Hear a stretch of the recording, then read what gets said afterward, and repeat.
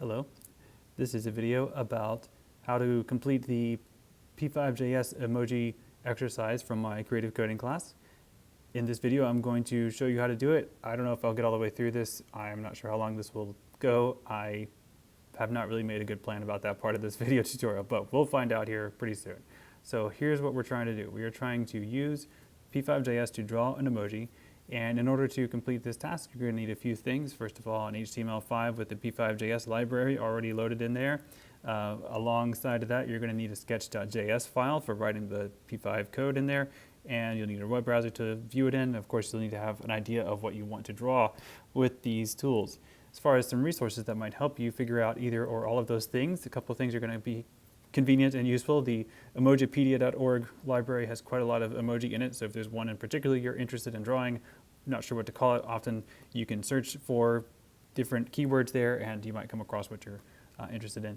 We're going to be using a lot of the p5js 2D drawing primitives, which are available, documented quite well on p5js.org, so here's a link to that. I will be pulling that up here shortly, and I will put this in these links in the video description. And ultimately what we're trying to do here is just get some practice using p5js and learning about the 2D drawing primitives. Whether or not we create a beautiful, compelling work of emoji art is a little bit secondary. It's more about the process than the product, as I always say. So with that said, let's take a look at some of those resources and then we'll get into jumping into some coding. So let me turn this one off, turn this one on.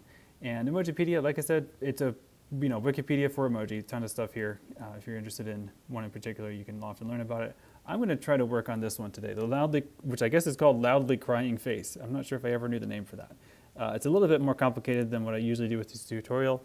I'm guessing I probably won't be able to get it all the way done today, but I'm going to at least get started, and that should show you the things that you will need for your own work. But if you are completing this for the exercise in my creative coding class, then literally anything is fine. I kind of recommend the various face things because they start with some pretty obvious shapes like circles, and those are good. The other reference here that's useful is the p5js.org/reference page, and in particular the 2D primitives are going to be useful for drawing many of the shapes that comprise this face. And there will probably be a few more, but basically this is where I would recommend kind of looking for these. All right, so with that said, let me then switch into my coding environment so I can show you some of these things. Yeah, that frame rate dropped pretty low just then because I was switching windows. Let me just try to close a couple windows there. And that might help speed things up a bit, although it might be kind of moot at this point. All right, so I think we're good now. Frame rate seems to have caught up, so I'm going to keep going. This is my coding environment. As you see over here, I've got a web browser. This is just a Google Chrome browser open up on a document on my computer, and that document is over here as well. This is the index.html file in the week 2 folder in the 2.1.emoji folder within the creative coding repository. So that's what I'm working on. As you can see, this is HTML. I'm not actually going to be working in HTML today, but I wanted to show this to show you that I need to work on it in the right place. So I'm going to be working in this sketch.js file, which I've got here right alongside the index.html file, also in the 2.1.emoji folder. And I'm going to close this sidebar now so I can see it better, but that's the context that I'm working in. All right, so Sublime Text is my code editor, by the way. There are others, but I like this one. I'm used to working with it, and it works fine, basically. So I'm going to just leave it here. All right, so here we are. This is p5js, and my basic workflow, as it always is with this kind of thing, is on this side, I'm going to have the kind of finished, like the actual what it looks like view, and on this side, I'm going to have my code. I like to work kind of left and right like that if I can. I'm a little cramped because I'm doing this on my laptop right now instead of my desktop, but it'll be fine. So, I mean, I hope it's fine. The frame rate is kind of an issue, but we'll see. But let me just kind of first show you where I am and also kind of confirm to myself that I am where I think I am as far as the code and the end product that I can see here. First of all, I'm going to just go in here and yeah, I'll just do this. I was thinking I might want to turn the loop off, but I think I'll just leave it on for now. And I'll just do a basic shape in here. I'll just do a circle. It's a good place to start, right? I'm going to put it in the center, which I can tell because The canvas is 400 pixels wide by 400 pixels tall, so 200 is going to be halfway across both of those dimensions. So it's 200, 200 is going to be the center, and then I'm going to just make this circle. I'm going to give it a radius of, or is it diameter or radius? I forget which one this is going to be, but we'll find out shortly. 200 by 200, 200 is the position, and then 100 is going to be the size of the circle, basically. So my workflow, as always, is I've just hit save, and I can tell that this document has been saved because in the little tab up here, there's an X instead of a circle. When that's a circle, that means there are unsaved changes like that. Now that's unsaved, but Command S, that is saved. So I'm ready to check and see if this is doing what I expect it to. To find out, I'm going to switch over to my Chrome tab, if I can find it. I closed down a bunch of Chromes, but I did not close this one. Good, okay. So if I refresh this, I should see something, and I don't. So I have yeah, and I see why. I actually have an interesting opportunity here to do some debugging. I actually see the error already, but I want to show you what I will do, or what I recommend whenever this happens, whenever you're like, I think this should work, but it doesn't, what the heck's going on? One thing you can do is check in the developer tools. So if you go up here to this three dots menu, more tools, developer tools, and then this thing pops out at the bottom, and this is the developer console, and it tells you often what the problem is, especially if it's a syntax error. And this is telling me there's a missing parentheses after the argument list. Of course there is. Background should have a parentheses, you know, to enclose the argument passed to it. Now, semicolons at the end of lines aren't strictly speaking necessary for JavaScript, but I like putting them there, so I am going to do that. All right, so 100, that must be the diameter, but let's make that bigger. I like that bigger, so we'll just go with 200. Actually, you know what I think I'll do is maybe I'll make this 250. That might be too big, but we'll see what it looks like here. All right, good, that's good, I like that. So I'll go ahead and close that developer thing because it is working now, and as you see, we have a plain white circle. Now, I am making a face-based emoji. I know that I'm going to need a circle, but I'm going to need a few other things. So what I'm going to do next is actually just draw it. I don't want to open up that toolbar again, so I'm going to just pull it up on my phone's keyboard here so I can have a reference, and I can just kind of draw it from that. Okay. Interesting. Okay. So I'm going to literally draw this on a piece of paper just so I can start thinking about what the shapes are that I'm going to need. And I'm looking at it here on my phone, so it's going to be slightly different. So there's a big circle, obviously. The mouth is sort of like a pill shape, and I can't seem to zoom in on this very well. Yeah, and there's like a sort of the teeth at the top, and like a tongue at the bottom, and then the eyes are like sort of like that, and then the eyebrows are the same thing, but out from that a little bit, and then of course the two big like rivers of tears are coming down the sides. Okay, so this is my little quick sketch here, and I did this because, I mean, I know what this is going to look like, you know what it's going to look like, but doing it by hand helps me kind of think through, okay, what are the steps that I'm going to need? Like, what are the tools I'm going to need to pull out in order to make these different shapes? Like, what are the sub-shapes of this big shape? And yeah, pretty good idea here. Now, one of the things you're not going to be able to do very easily, and if you're following along, a lot of times when you look at an emoji character, it's going to have a lot of shading and gradients in it. That can be done in p5js, but it's tricky, so I'm going to recommend not doing that. Just kind of go with, think of this as like a flat version of these, whatever emoji you're trying to draw. The sunglasses guy is pretty cool too. Maybe I should do him. No, I'll go with the crying one. It'll be a little tricky. I'm actually looking at this, and I'm not totally sure how I'm going to do the tear part, but you know, we'll get something, right? And that's the point, is to get some practice with the different tools. Now, this is going to be a yellow. There are different skin tones, obviously, that you can add to emoji, but I don't know about, oops, I don't know about these. I went to the wrong page there. This is just going to be the yellow skin tone, and that should be fine. Okay, so that's my idea. Now, I don't have colored markers or anything, but I'm just going to go through here and like label these things so I know kind of what they are. It's just red and blue. Dark red for the mouth, white for the teeth part, pink for the tongue. I think there's a tongue on it. It's kind of hard to tell. I might take a look at a bigger picture of one in a second. But this is good enough to start. Okay. So as we know, we want the skin to be yellow. So let's make this yellow. The way p5js works is, so we're going to be using the different geometric primitives, like the 2D stuff, circles, squares, lines, etc. but whenever you're drawing, whatever drawing tool you're using, whatever primitive you're using, it has the ability often to have one of two different things in terms of color. And the way p5js works is like, you think of it like a pen that you're dipping into. So I want to dip into the fill pen. Fill is the color for the inside of a shape. So in this case, it's white. The background is gray because the canvas has been drawn and the background is 220, which is just is gray. But for fill, I'm going to give it, I want to give it a series of values here that accomplish the color yellow. And at this point, this is an opportunity to talk about how color works in p5js. There are several different ways you can indicate a color. And I don't have my browser open anymore, so I can't pull that up to show you, but trust me, it's there. One way is to literally name the color. And for certain color names, this will work. Oops. Accidentally almost closed that. Again, go in here and refresh and see if that works. I think that's a decent enough yellow. If you wanted to be more specific about the color, you could try different keywords, or you could try to specify it with a different way of specifying color. The way that the fill function works is that it defines what color is going to be used subsequently for filling in the shape, and it expects a color value in RGB notation by default. You can change it. There's another color paradigm called HSL, which also works in some situations better, but in this case, we'll go with RGB.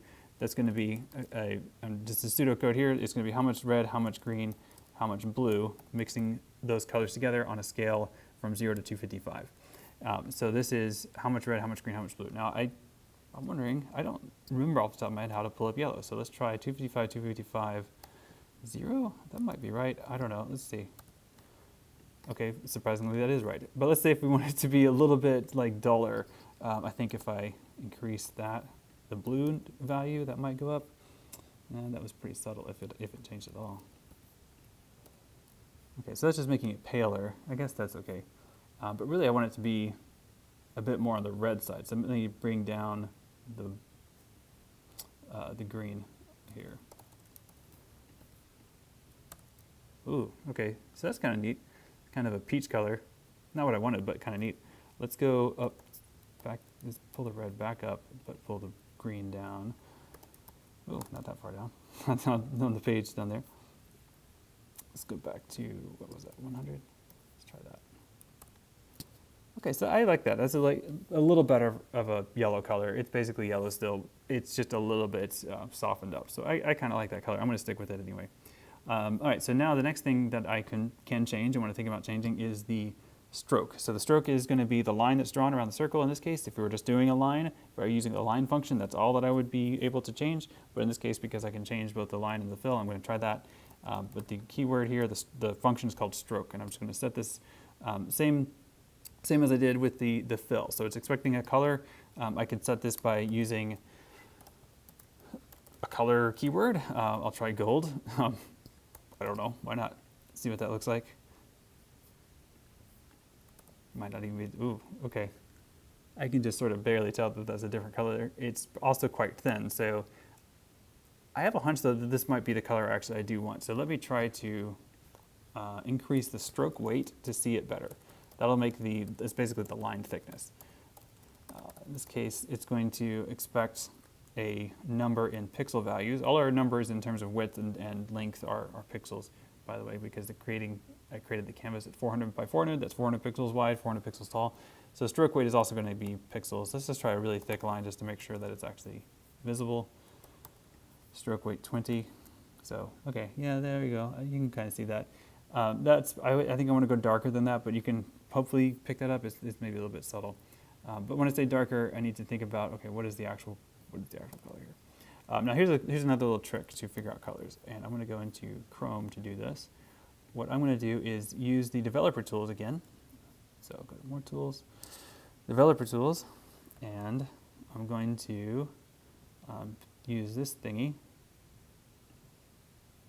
this little inspector thingy to pull up the little eyedropper. There it is. So I want to figure out, okay, what is the actual RGB version of this? Okay, so it's FFD800. Okay, so that's the hex code for the gold color that I did not remember, but, oh, where'd it go? Okay, yeah, I guess I messed something up. But the, that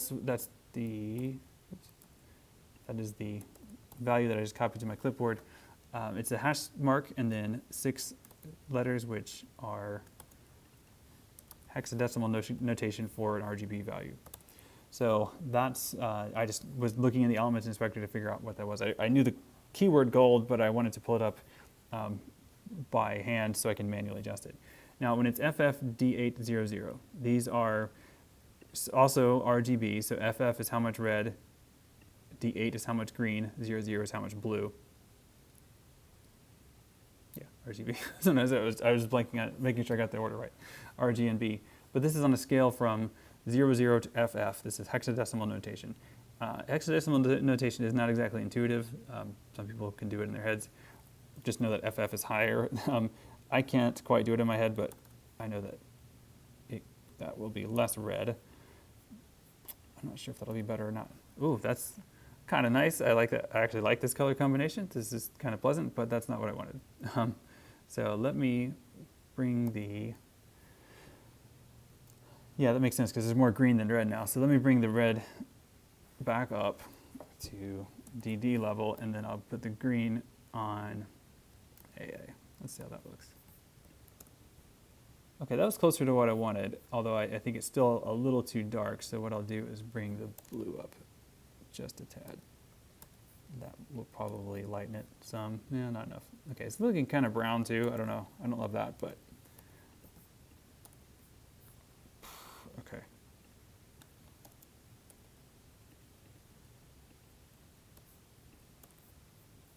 I mean, kind of a nice little shade there, but ooh, too much green. Let's do PV.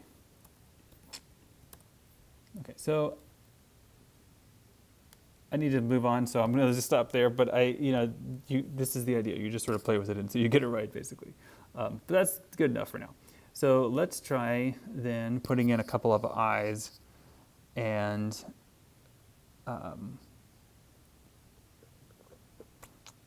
no, let's do the mouth next. Yeah, why not?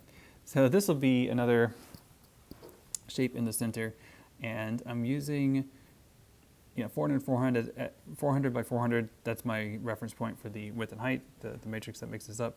200 by 200 then is going to be the circle, because the center of the circle, because it's 200 this way, 200 that way. That's how we get to 0, 0. Or that's what we think of as 0, 0. That's the center of the sketch. You can also translate the entire drawing plane over to the center, and there are some good reasons to do that, but I'm not going to do that in this one, just to kind of keep my code simpler. So the circle that draws the background, the face there, that's going to show up the main, the yellow circle. That's what this code does. So I'm going to go ahead and write this in I'm going to add a comment explaining what this does. The basic face circle.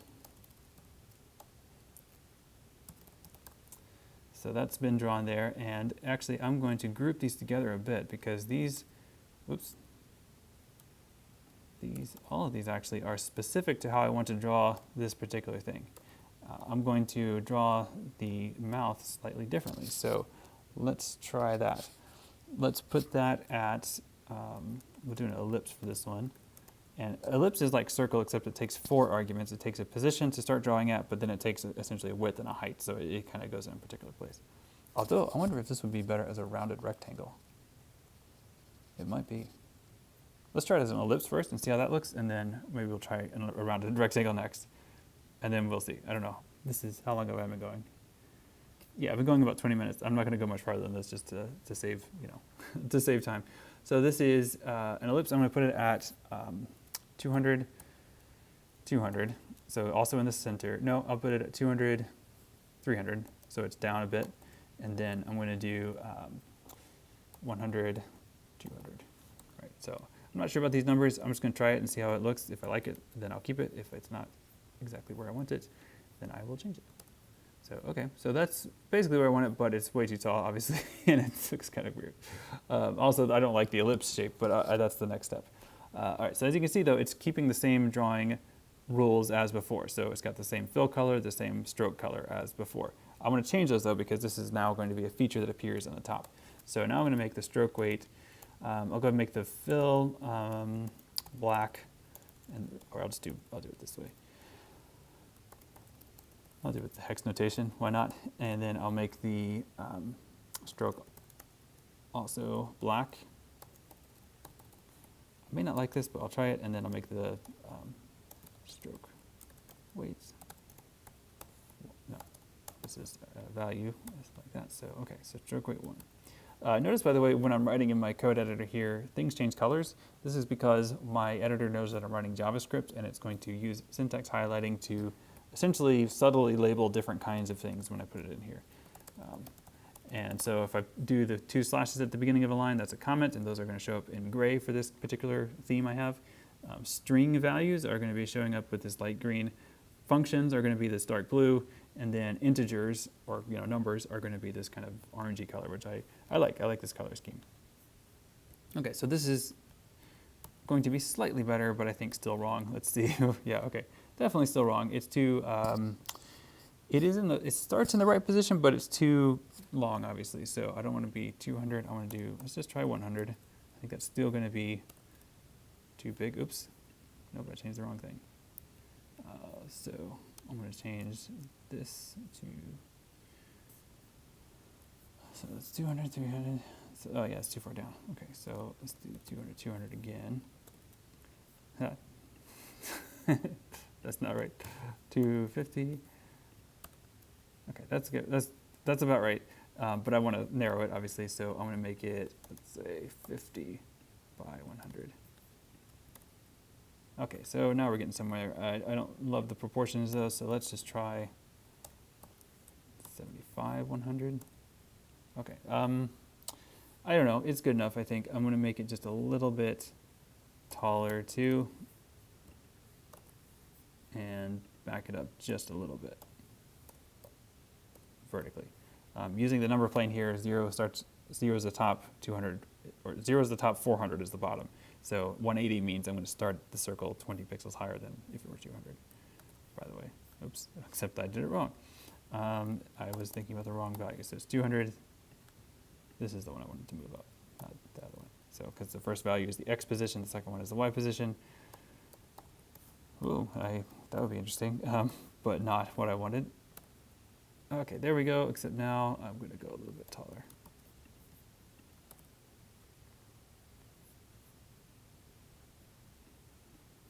I'm going to go back down. Okay, good enough. I'm going to stop tweaking. So that's good. So I now have a mouth. This could also become like the screaming emoji. Like there's a couple of different emoji that have like open mouths like that. So this could become any of those.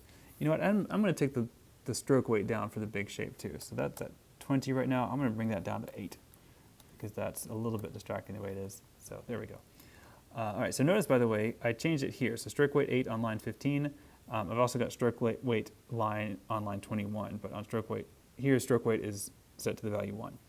Whenever it draws, right? So whenever I set the fill, I set the stroke weight, and then it draws a circle, it's going to take the rules that happened most recently. So it's going to look back in time and be like, oh, the stroke weight's 8. Oh, the stroke color is this orangey thing. The fill is that. That's how it figures out how to draw that. And then if I redefine those, so now the fill is black, now the stroke is black, now the stroke weight is 1. When this ellipse gets drawn on line 22, it takes those drawing rules instead.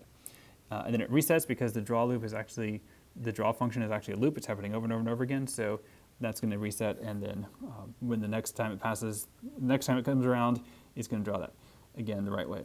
Now we don't see that happening because it's not animating, it just stays the same, and it's just drawing the same picture 30 times a second, which is, it is using computer resources to do that. It's not too bad, but if it does get to be too much, you can actually also turn off the loop using the no loop function instead of the setup function, and then same effect, it just runs through the draw loop once. That's a little bit kind of ahead of where we need to be right now, but that's just what I'm doing here to save computer memory because OBS is starting to worry me a little bit more in terms of its ability to keep recording this. All right, so this is what we have right now. Now I'm not sure if this will work. I have an idea. I want to try, instead of using an ellipse, I want to try using a rectangle shape, but I want to see if I can make the corners rounded because that's a little bit closer to what my sketch looks like over here. So I'm going to comment out ellipse, and it just so happens that the rect function takes the same type of argument. So it takes an origin position, it takes a width and a height. Now, there's going to be a pretty important difference to the rect function, but I will show it to you and then hopefully fix it. So I'm going to try to draw it here, and you notice like it's the same roughly proportions, but it's in a different place. And that's because whenever you think about this, the beginning of the drawing, right? So the actual, like, where does the drawing start getting drawn? That's called the origin. And for a circle or an ellipse, the 0, 0, or its beginning point is the center, and it goes out and up from that center. From a rectangle, instead of a rectangle, like with rectangles and squares, the origin is going to be the top left corner. So from there, it goes out and down to draw that shape as dictated by the width and height parameters. So for me to put this in the same place, I could do it a couple ways. I could actually just figure this out mathematically. So instead of it being 200, it should be like 200 minus whatever the width is, which is 75 divided by 2. So I could just do the math and kind of jiggle it around that way. That would be fine. In fact, I'll just do it that way, and then I'll do it the other way. There's another way that's easier, but I'll just do it this way just to show you. So it's not 200 now, but it's like 75. What is 75 divided by 2? Roughly like 37. So like, what's 200 minus 37? I don't know, actually. I can just put it right here. Or you know what I can do? This is a neat trick. I can do, you don't have to do it this way, but you can do it like, you can actually put little mathematical expressions into these parameters. So I know it's 200, but I know it's actually going to be 200 minus 75 divided by 2. So I just put a little math problem in here, and I don't need to know what that is. JavaScript can figure it out, and it's going to drop that over there accordingly. Now, this is a little bit clunky because I had to kind of do the math in place here, and I might change my mind about the width, and then I'd have like 2 different places where I'm specifying that, and I'd have to update both of those. Could get kind of finicky and tricky to update.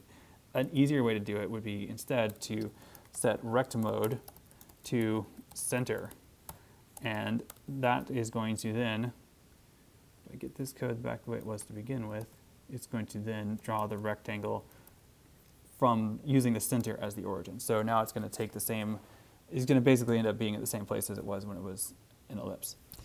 All right, so those edges are pretty harsh. I mean, it's in the right place because I set rect mode to center. Rect mode to center, by the way, is kind of a global thing, so I'm going to actually just put that up here at the top because that's not necessarily specific to the mouth thing. But it's rect 200. Now, here is where I'm going to go to the documentation because I cannot remember if it is possible to, and I think it is, but I don't remember how to round the corners on a rectangle. Pretty sure you can.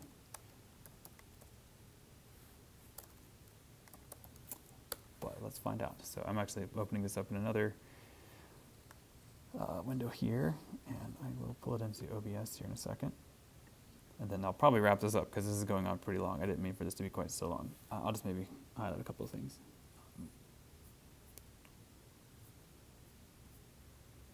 Yeah, okay, that's what I thought. So this is what I just found. I will just switch over here really quickly. So go back here to this. And that is no longer what this browser looks like, so I don't know why it's, what is that? No, wrong Google Chrome window. Wrong Google Chrome window. Which one is it? It's weird that it's not picking up the right, so that's not what that one looks like anymore. Okay, weird. I guess I'll try to open it in this window. OBS is confused about which Chrome window I want it to pull up here, but I'll just do it in this really quickly. It should work. So this is the documentation for the rectangle function. And yeah, I don't know why it's so small. I can't seem to change that at the moment. But it's in here. It shows you that you can set the x, the y, the width, and the height. It also talks about rect mode, which is what I already demonstrated. But the question I had in my mind was, how do I round the corners? And I just skimmed down here and I saw, oh, here it is. Give all corners a radius of 20. So that's what I'm going to try to do here. And I'm going to add this to my code thusly. So I'm adding this comment to remind me of what I'm going to be doing. And I'm also going to go ahead and, since I didn't know this off the top of my head, I'm going to go in here and I'm going to say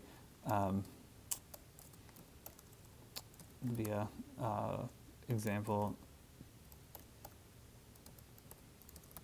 there. So this is where I got this idea. So this is what I would like you to do as well. If you're in my class document, whenever you find something, fourth parameter gives. So all right, so we're fifth parameter, right? So let's add that and see what that looks like. 20 might be right. Let's find out. Hit save. Oh, sorry, I didn't switch my code view over. So what I just added here, I added a little comment here basically explaining what I just did. So I said I'm going to check that I got this from an example on the P5 reference page. And basically, whenever you're copying and pasting, that's the idea. Like, tell me what you copied and pasted from. Write it in a comment so that I know what you did and what you know off the top of your head versus what you had to look up. It's okay to look things up, but make sure you document those sources. And really, you shouldn't be copying and pasting more than one line at a time. In this case, I didn't actually copy and paste. I just looked for, okay, what is that fifth parameter here? But I did copy and paste just the explanation here and the URL from the documentation page, just so I can, show you how to do this, but also like in case I need to refer back to this later. This is how I figured that out. Okay, so here's my mouth guy. Let's see if this actually makes a difference. I will save. I will refresh. And yeah, okay, that's looking close. I don't know. It's a little better. What if we go bigger on the corner radius? Maybe. I don't know. We're getting there, but that's okay. Now, I'm going to wrap this up because this is already 30 minutes long and I don't want to make these super long tutorials, but hopefully you can kind of see where the next steps would be. So I might do the eyes next. I might leave the mouth just a black rectangle for now, but I might do the eyes next. And those are going to be interesting because I'm probably going to use the arc functions with those, and I don't know those as well off the top of my head, but they are available, of course, in the reference pages. So I will just, where's my... Can I not open a recently closed tab in incognito mode? I guess not. But like I said, it's all in here. The arc function lets you draw a line that has a shape to it, a curve to it, and it goes a certain number of degrees around a circle. Lots of options to try for this one, lots of parameters, a little bit confusing, but one of those things that I always kind of learn by trial and error. So yeah, that's probably what I'll do for the eyes. And then, but you can think of it other ways too. You can also think about it with path. Maybe I'll just show you, I'll show you just the without arc because it gets confusing. I'll just try it just as straight lines. Lines are also pretty intuitive because if you think about, it's a line. So this is what we're going to do. It has 4 different parameters that it expects. It takes and they're all numbers. So it's kind of like, okay, what are these? But it tells you here in the documentation that they are, it's a straight line between 2 points. Its default width is 1 pixel, but it's going to be modified by the stroke and the stroke weight functions. It does not have any fill. There's no fills to put in there. And yeah, it's going to be x1, y1, x2, y2. So it's going to be 0.1, 0.2. And so it's kind of intuitive in the sense that, it's just one to the next. So let me just do it here. So I'll just adding my notes here to x1, y1, x2, y2, just with the convention of x being the horizontal position, y being the vertical position. Let's try it out. So line, let's say I want to go, and again, I wish I could make this wider, but I guess not.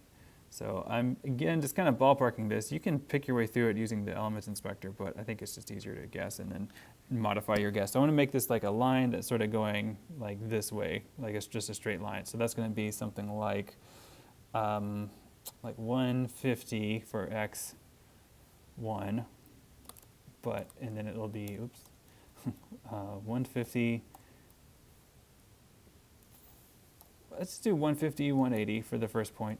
Man, I can't type. 150, 180, and then the next point is going to go down this way. So then the next xy is going to be, let's say, 110 and 220. Maybe, I don't know. Let's see where that is. Okay, that's not terrible. I mean, it's not where I want it, but it's closer than I thought. So I know that it's now, so now I'm just going to adjust these numbers. So the 150, 180, that's going to be this point right here. The 110, 220 is going to be this point down here. So I can just change these. Let me just try, not 150. I think that 150 is actually right. So I just want to make this less. So I want to make it make that 130. Is that a better starting point? No, it's too far up. We'll do 140. Sometimes 10 pixels makes a big difference. This is looking pretty creepy, actually, the way it is. Let's just try 150. 150, 150. Now I'm going to take this over just a slight bit more. Moving in chunks of 10 pixels at a time. Okay, looking good. So then this one, I want this one to be, I like that. So we'll bring it back up to 180. See how that looks. All right, that's pretty good. I kind of like that. Now, it's just a thin line. I want to make it, a thicker line. So let's go ahead and adjust the, I'm going to say this is the left eye slit. I guess, I don't know. I'll just say left eye slit. It's weird. But so this is that one. Now, the stroke weight is 1, but I want to make that bigger. So I'll make stroke weight. I'll go with 8 again, just because that's what the outline is. And, oops. Oh, there it is. Yeah, so there's that eye. For me to do the other eye, I could just, actually maybe I want that to be the same color as the outline, come to think of it. So maybe I'll go back to where I was before and get this color again. So the stroke, the EB7 color, go ahead and put that in place down here for the left eye. Yeah, that's okay. It's interesting, it looks slightly different, but I wonder if that's just because it's inside of that shape.